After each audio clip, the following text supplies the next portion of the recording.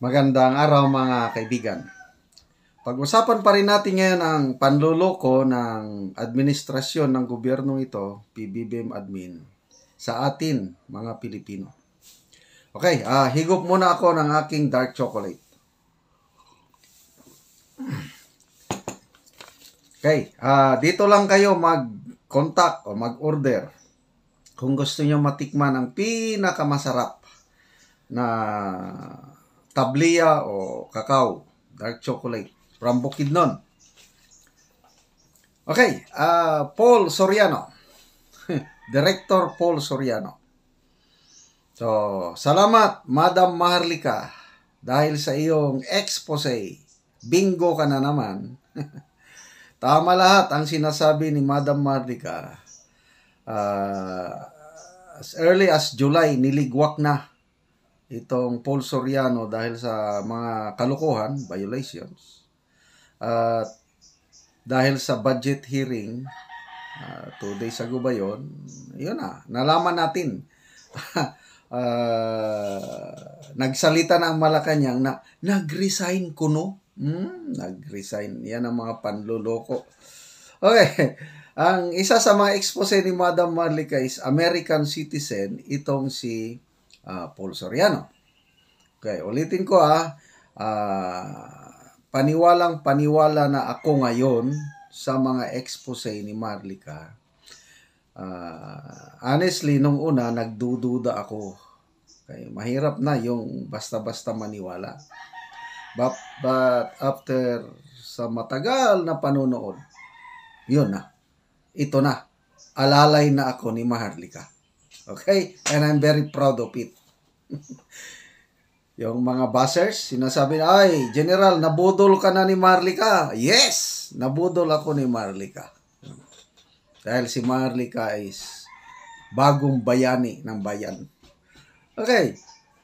Sabi ni Madam Maharlika, American citizen yan. Paul Soriano na yan. May vlog siya noon. Ito, out of curiosity, ngayon ko lang, tinuslok lang sa Google, is Paul Soriano an American citizen? Dito, Paul Soriano, born October 17, 1981 at Los Angeles, California.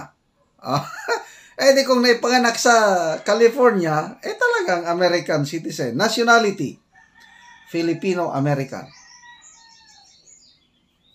So, lumalabas, talagang American citizen siya. Siguro, pinili niyang pumunta ng Pilipinas. So, nag-dual citizenship. So, Filipino-American. Ang tanong, ano ang batas natin tungkol sa ganyan?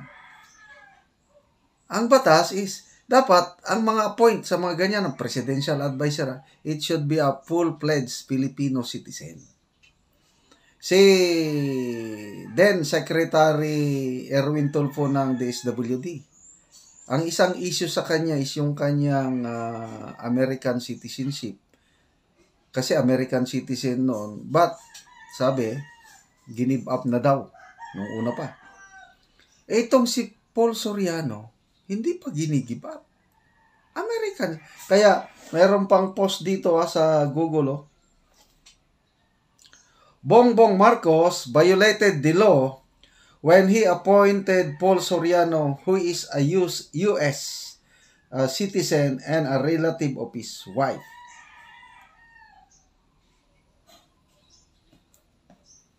Diba, abogada ang First Lady. Alam niya ang batas. Bawal ma-appoint sa isang government post, lalo na presidential advisor, kung American citizen. Bakit nila ginawa yun? Doon yan na makikita anong klaseng gobyerno meron tayo. Okay? So, again, lalong naliliwanagan ang ating kaisipan na hindi na talaga mapagkatiwala nitong gobyernong ito. Talagang nabudol tayo. Okay. Balik tayo kay Paul Soriano. Sabi ni Madam Maharlika sa kanya latest vlog is, powerful Soriano, power, Paul Soriano, dapang-dapa na. Padapain pa natin ng husto, pulbusin pa natin ng husto, sabi niya. Kasi manluloko yan sa taong bayan. So, ako, talagang ngayon, naiinis ako kasi magkano ang ginastos ni Paul Soriano?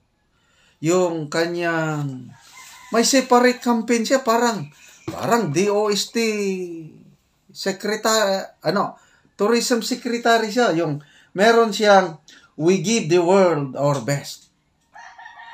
Tourism campaign ito eh. Yung paglalagay niya ng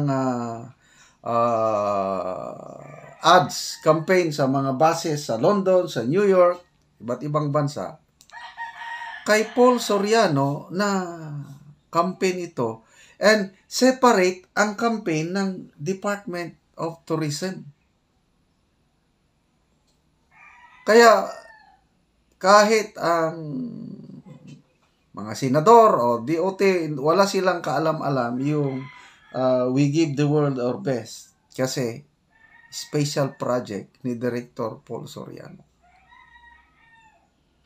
Magkano ang pondo niya? Na pinagmamayabang nung bago siyang na-appoint na 1 peso per month lang ang sweldo. Nung una, bilib na bilib ako. Ito ang tunay na servant leader. Kasi hindi maghahanap ng sweldo. Okay? Kaya lang, wala. Mga pakulo lang pa yun. Mga balat kayo pala pagkatao mo, Mr. Sorianong Amerikano,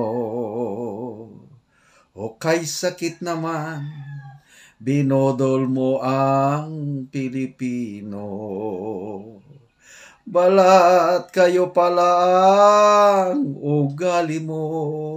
Wala, balat kayo itong Paul Soriano na ito. Kanino nagmana? Nagmana sa kanyang tita. Sino yung tita niya? Yung babae sa Malacanang. So, ito, yung nag-resign. Grabe. Isa ring number 1 sinungaling itong press secretary. Kasi may statement ng Malacanang na nag-resign. Binasa ni Maharlika yung press statement kanina is, Paul Soriano has ever since submitted his letter of resignation. Ang tanong ni Marika, ano yung since? Sinabi sana, Director Paul Soriano has submitted his letter of resignation effective July 1, 2023, purposely to spend time with his family. Ganun sana. Hindi. Has ever since. Since. Walang specific nga petsa. Ano ibig sabihin nun? May itinatago. Kung hindi pa sila na-booking ni Senator Pimentel, hindi natin malalaman na wala na pala sa gobyerno itong si Paul Soriano dahil sinibak ni Kuting. Magandang aksyon yung pagsibak. Dapat in-announce ka agad yun. Dahil napatunayan na yung mga aligasyon tungkol kay Paul Soriano ay naging totoo. Yung panghaharas o bigaon o sexual advancement sa estudyante, yon ang binulgar ni Maharlika. Then iba pa yung paggamit ng mga pondo, nakapatayo na daw ng napakagarang bahay. Naging totoo lahat. So sinibak matagal na dahil nakakaapekto siya sa ratings ng Pangulo. Yun ang tunay na dahilan. Kaya lang, hindi in-announce in public. Bakit? Ayaw nilang mas lalong sumikat si Maharlika.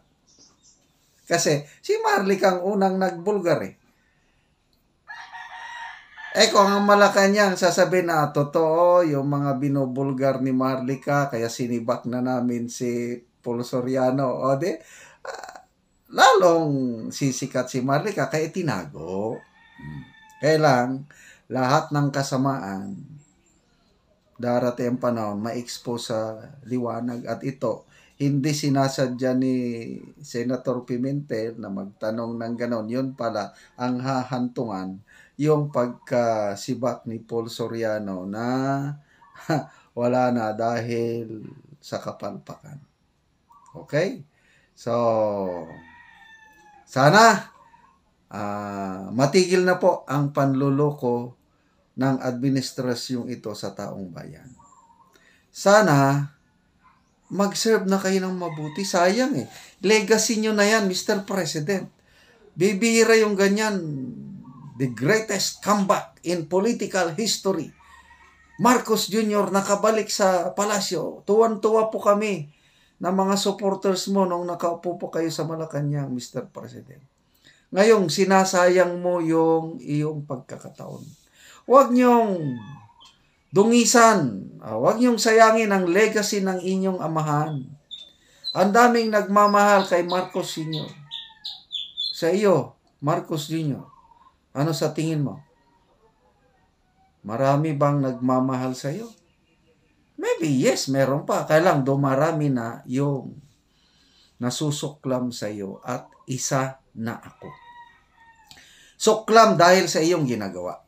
Hindi suklam sa iyong bilang pagkatao. Mahal ka ng Diyos, Mr. President. Magbago ka. Magbago ka. Magbago ka. Hangabang may panahon ka pa. Anyway, higop muna tayo ng dark chocolate. Salamat, Madam Maharlika, sa iyong patuloy na expose. Ako ang #1 fan mo.